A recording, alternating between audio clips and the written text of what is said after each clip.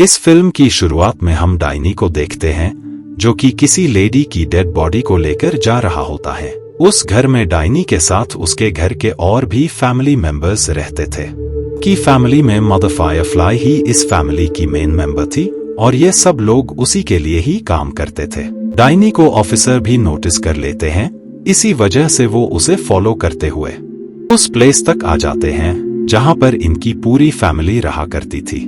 Mother Firefly जब officers को यहाँ पर देखती है तो उसे काफी ज्यादा गुस्सा आता है। इसी वजह से वो अपनी फैमिली मेंबर्स के साथ मिलकर ऑफिसर्स पर फायरिंग शुरू कर देती है।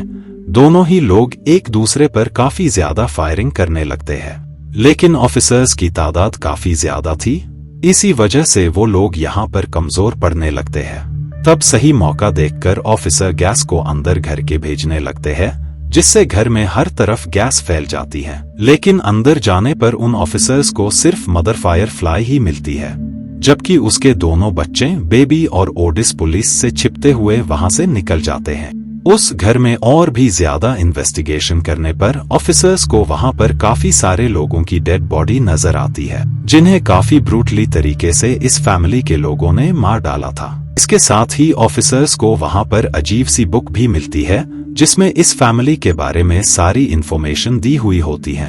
उस बुक में इन्हें कैप्टन स्पोलिंग नाम का शख्स भी नजर आता है, जो कि इसी फैमिली का ही मेंबर था, यानी मदर फायरफ्लाई कैप्टन स्पोलिंग के फैमिली से ताल्लुकात रखता था। ऑफिसर्स कैप्टन स्पोलिंग को देखते ही पहचान जाते हैं, क्योंकि स्पोलिंग ने और भी कई सारे क्राइम्स किए हुए थे। इसी वजह से ऑफिसर्स स्पोलिंग की सर्च करने के लिए एक टीम को लगा देते हैं। इधर मदर फायरफ्लाई के बच्चे यानी बेबी और ओडिस एक लेडी को नाइफ से अटैक कर उसे मार डालते हैं, जिसके बाद वो उसकी कार लेकर वहां से निकल जाते हैं। इधर हम कैप्टन स्पोलिंग को देखते हैं, जिसके पास उसकी बेटी बेबी का फोन आता है और वो अपने डैड यानी स्पोलिंग को सारी बातें राब्ता कर देती है कि कैसे ऑफिसर्स ने घर आकर उन पर अटैक करने की कोशिश की थी। इसके बाद वो मदर फायरफ्लाई को अरेस्ट करके वहां से ले गए हैं।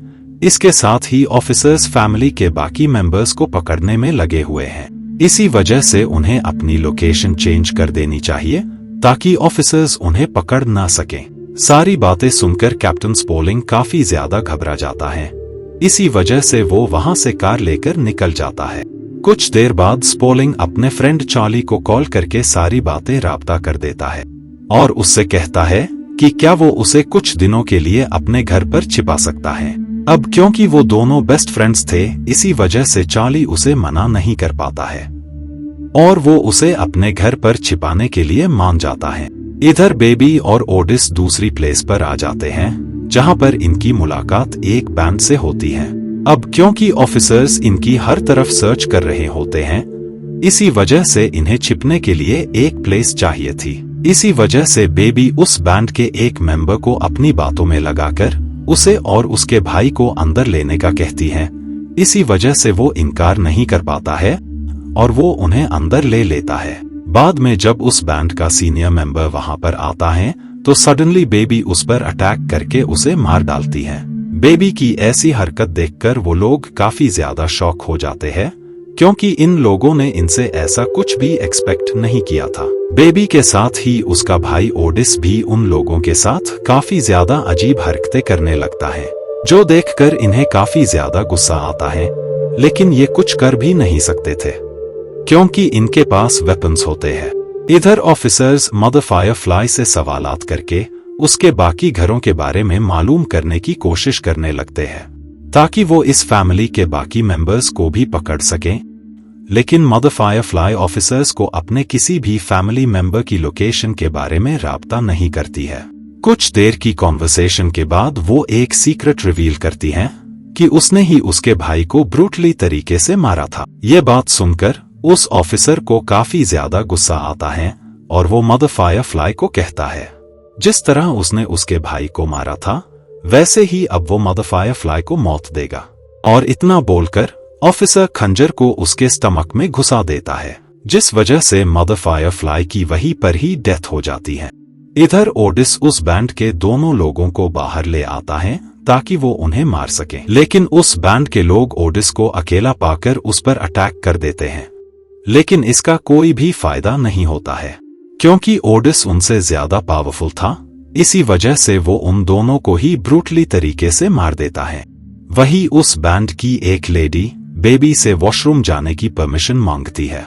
इस पर बेबी उसे जवाब देती है कि अगर वो अपने फ्रेंड को जोर का स्लैप मारती है तो ही वो उसे वॉशरूम जाने देगी। उसकी शर्त सुनकर न चाहते हुए भी उस लेडी को ऐसा करना पड़ता है, जिसके बाद बेबी उसे वॉशरूम जाने की परमिशन दे देती है। वो लेडी वॉशरूम में जाकर खुद को लॉक कर लेती है, जिसके बाद वो हेल्प के लिए आवाजें लगाने लगती है। ये सुनकर बेबी को काफी ज्यादा गुस्सा आता है और वो उसकी फ्रेंड को मार डालती है। लेकिन वो वॉशरूम गई हुई दूसरी लेडी को नहीं पकड़ पाती है क्योंकि वो वॉशरूम के ग्लास को ब्रेक करके वहां से भाग गई थी। लेकिन उसकी ये कोशिश नाकाम हो जाती है क्योंकि बाहर उसे कैप्टन स्पोलिंग मिल जाता है। असल में स्पोलिंग कोई और नहीं बल्कि ओडिस और बेबी का ही डैड है। स्पोलिंग उस लेडी को मारकर बेहोश कर देता है, जिसके बाद वो घर में आता है।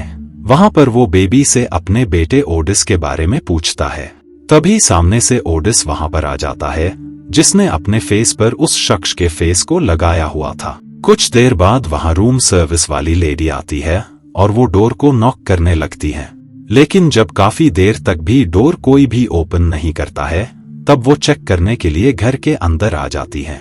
और वहां पर वो इतनी सारे लोगों की डेड बॉडीज देखकर काफी ज्यादा शॉक होती है, क्योंकि उसने बिल्कुल भी एक्सपेक्ट नहीं किया था कि उसे ये सब यहाँ देखने को मिलेगा। इधर उस बैंड की आखिरी लेडी को होश आ गया होता है। इसी वजह से वो वे में किसी से हेल्प मांगने जा रही होती है, लेकिन तभी वहां से गुजर रहा ट्रक उसे उड़ा देता है। बाद में जब ऑफिसर्स को उस लेडी की डेड बॉडी मिलती है तो उन्हें काफी ज्यादा बुरा लगता है, क्योंकि मदर फायरफ्लाई के फैमिली मेंबर्स का लोगों को मारने का सिलसिला खत्म ही नहीं हो रहा था। इसी वजह से ऑफिसर्स उन्हें अरेस्ट करने की बजाय उन्हें खत्म करने का ही डिसाइड करते हैं। बाद में ऑफिसर्स रूम सर्विस वाली लेडी को उन तीनों की फोटोग्राफ्स दिखाकर उससे पूछती हैं, जिस पर वो जवाब देती हैं कि उसने इन लोगों को कहीं पर भी नहीं देखा था। मदर फायरफ्लाई के घर से जो डॉक्यूमेंट्स उन्हें मिले थे, उससे उन्हें पता चलता है कि चार्ली नाम का भी एक शख्स है जो कि इसी फैमिली यानी मदर फायरफ्लाई की फैमिली से ताल्लुकात रखता है। इसी वजह से वो लोग चार्ली से सवालात करने का डिसाइड करते हैं और चार्ली से राब्ता करने के लिए ये लोग दो और शख्स की हेल्प लेते हैं, क्योंकि वो दोनों भी चार्ली से अच्छी तरह रूबरू थे। इधर कैप्टन स्पोलिंग और उसके बच्चे बेबी और ओडिस वहां पर आ जाते हैं।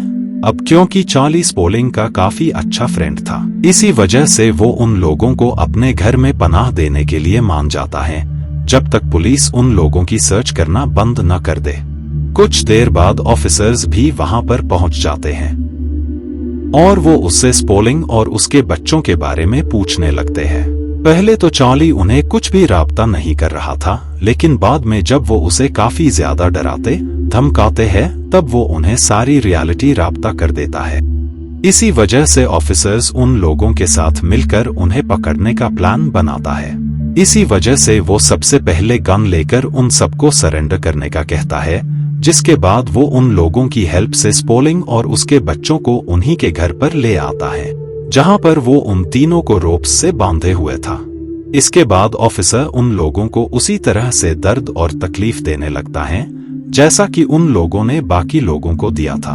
इसके बाद ऑफिसर्स उन लोगों पर आग लगा देते हैं, जिससे वो सब काफी ज्यादा शाउट करने लगते हैं।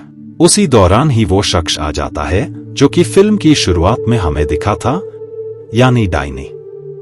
वो उस ऑफिसर को खत्म करके उन सबकी जान बचाता है। इसके बाद वो वापस से जलते हुए घर में चला जाता है। इधर स्पोलिंग और उसके बच्चे भी कार लेकर वहां से निकल जाते हैं।